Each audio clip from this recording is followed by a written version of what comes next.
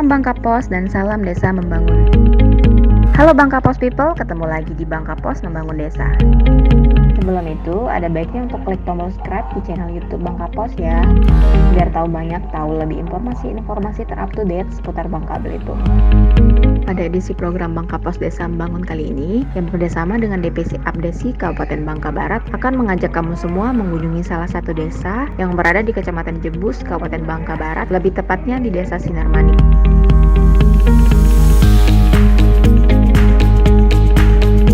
Perjalanan menuju ke Desa Sinar Manik yang ditempuh melalui jalur darat dari kota Pangkal Pinang kurang lebih memakan waktu 1,5 jam dengan menggunakan kendaraan roda 4.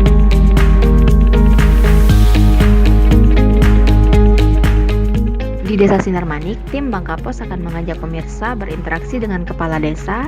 Berikut jajarannya perihal rencana dan program apa saja yang akan dilakukan pihak pemerintah desa dalam membangun aktivitas yang sehat dan produktif demi mengangkat derajat perekonomian masyarakat melalui potensi-potensi yang ada dengan memanfaatkan sumber daya yang dimiliki desa. Penasaran? Daripada penasaran, kuilah ikuti tim Bangka Pos dalam program Desa Membangun di Desa Sinar Manik ya.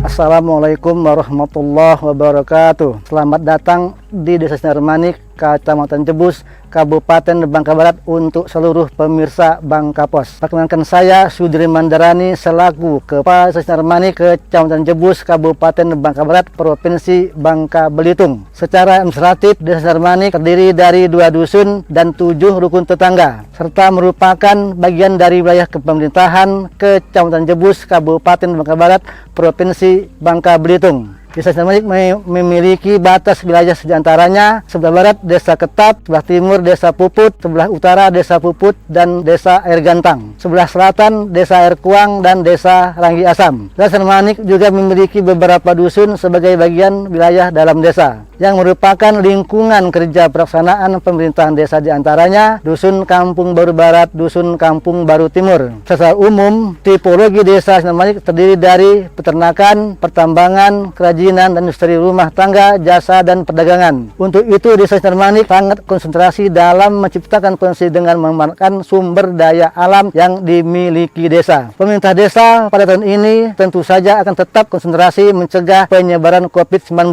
Pemerintah desa juga akan memberikan stimulan kepada masyarakat berupa bantuan langsung tunai BTLT, menggunakan dana desa selama 12 bulan. Prestasi yang sudah didapatkan oleh pemerintah Desa Manik yaitu 1. Juara 3 lomba perpustakaan desa tingkat Kabupaten Bangka Barat tahun 2020. Juara 1 pemanfaatan tanaman toga tingkat kabupaten tahun 2019.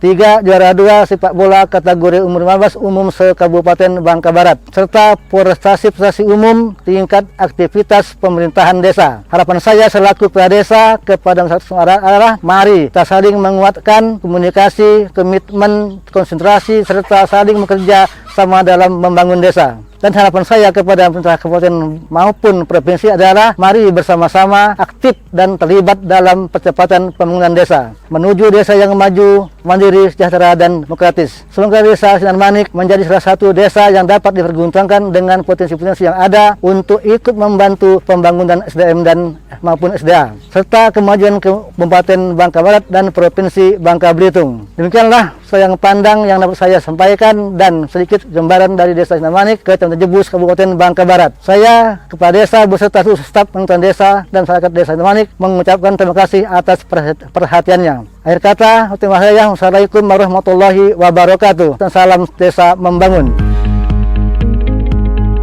Setelah berinteraksi dengan kepala desa, berikut jajaran pemerintah desa.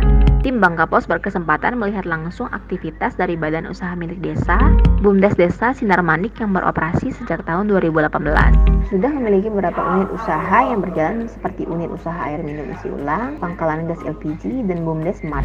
Melalui BUMDes, harapannya masyarakat dapat ikut serta menjadi agen perubahan perekonomian desa, ikut memanfaatkan unit-unit usaha yang ada menjadi sentral produk-produk sandang dan pangan dari dan untuk masyarakat. Kemudian, tim Bangka Pos beranjak untuk mengunjungi salah satu lokasi pembudidayaan madu kelulut milik anggota kelompok budidaya Badung Kelulut. Saat ini kita berada di budidaya madu kelulut milik kelompok tani Kelenceng Jaya Desa Sinarmanik. Budidaya madu kelulut ini adalah budidaya lebah tanpa sengat Trigona itama yang saat ini sedang banyak digalakkan oleh pemerintah daerah setempat untuk dikembangkan sebagai potensi desa. Salah satu kenapa kami memilih budidaya madu kelulut ini selain banyak manfaatnya, kedua bisa digunakan dan dimanfaatkan atau dibudidayakan di pekarangan rumah kita sendiri. Untuk manfaatnya ya sama dengan madu-madu yang lain, mempunyai manfaat yang banyak terutama untuk nilai kesehatan dan menambah pendapatan bagi masyarakat desa itu sendiri. Kita mulai belajar dan melihat dari rekan-rekan kita yang lain yang sudah lama membudidayakan madu kelulut ini. Selain budidaya madu kelulut ini manfaatnya banyak, kedua mudah untuk dikembangkan dan dimanfaatkan dan dibudidayakan di daerah pekarangan rumah. Untuk saat ini kita terutama di kelompok tani Kelenceng Jaya kita sudah memiliki 15 anggota yang perkiraan sekarang sudah memiliki sekitar 60-70 kotak untuk budidaya madu kelulut. Sedangkan untuk per bulannya mungkin kita sudah bisa menghasilkan saat ini sekitar 4-5 kilo untuk 1 bulan. Kalau untuk sementara ini kita masih dalam hal penjualan madu dalam hal botolan. Jadi kita dalam kemasan, baik kemasan 200 ml sampai kemasan 1 kilo. Itu kita langsung jual langsung kepada pembeli. Nanti ke depannya insya Allah akan kita kembangkan pemberdayaan dalam bidang jahe merah. Nanti kita akan menggabungkan antara jahe merah ini sendiri dengan madu. Jadi insya Allah bisa meningkatkan pendapatan masyarakat desa, terutama kelompok tani Kelenceng Jaya itu sendiri.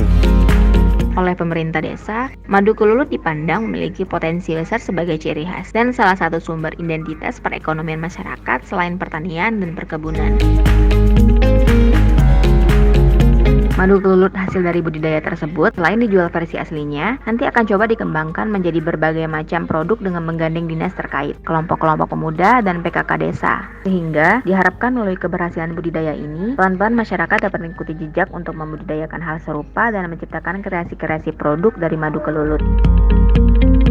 Kalau untuk peran serta pemerintah desa, kita di tahun 2021 ini kita punya program pemberdayaan pengembangan jahe merah. Nanti akan dikelola oleh kelompok pemuda desa dan meminta bantuan pengembangannya nanti kepada pemerintah setempat, terutama di dinas yang terkait. Ya harapan kita nanti ke depannya minimal masyarakat desa bisa mengenal tentang budidaya madu itu sendiri, sekaligus bisa ikut serta dalam hal pengembangan budidaya madu, karena budidaya madu kelulut ini tidak memandang ekonomi, jadi siapapun bisa untuk melaksanakan budidaya ini. Selain dia mudah dalam hal perawatan, kedua hasilnya pun cukup memuaskan untuk peningkatan pendapatan masyarakat itu sendiri.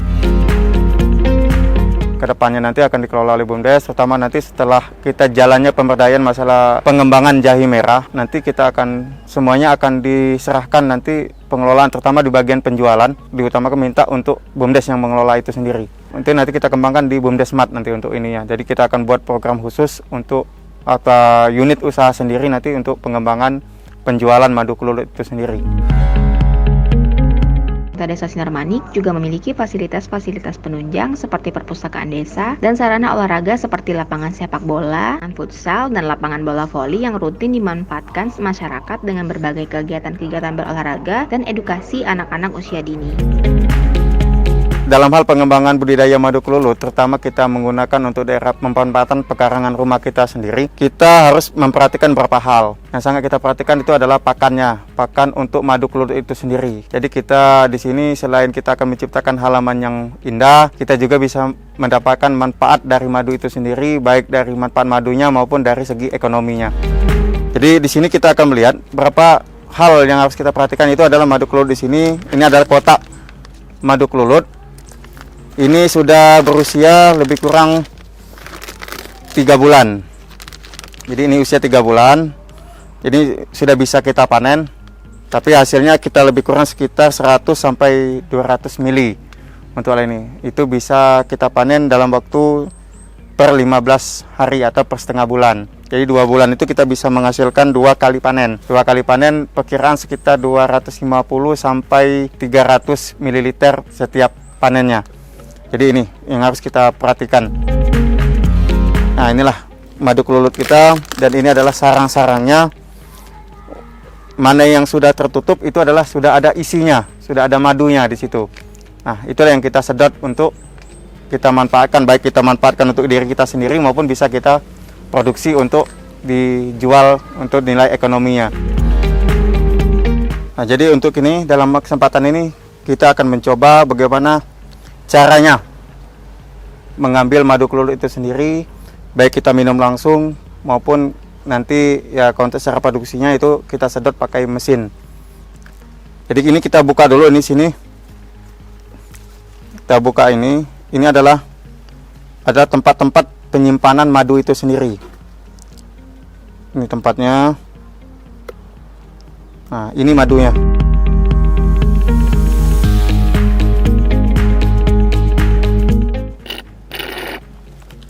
Nah, ini madunya sudah kita minum. Sedangkan rasanya, ciri khas madu kelulut itu sendiri adalah ciri khasnya dia rasa manis dan pasti ada asam. Itulah ciri khas dari madu kelulut itu sendiri, ada rasa asam di situ. Nah, jadi dalam kesempatan ini juga saya mengajak kepada masyarakat untuk membudidayakan madu kelulut ini karena dengan nilai ekonomi yang cukup tinggi, selain dia mudah untuk dipelihara, dia juga bisa untuk meningkatkan ekonomi kita, ekonomi masyarakat, dan pendapatan desa itu sendiri yang nantinya insya Allah akan berkembang. Dan kedua, jangan takut untuk memelihara madu kelulut karena tidak ada ruginya untuk memelihara madu kelulut ini. Sampai di sini dulu ya Bang Kapos People, perjumpaan kita di edisi Bang Kapos Membangun Desa di Desa Sinar Manik, Kecamatan Jebus, Kabupaten Bangka Barat. Semoga tayangan kali ini dapat memberikan edukasi dan pemahaman lebih untuk kita semua terhadap potensi dan keragaman yang dimiliki desa-desa di Bangka Belitung.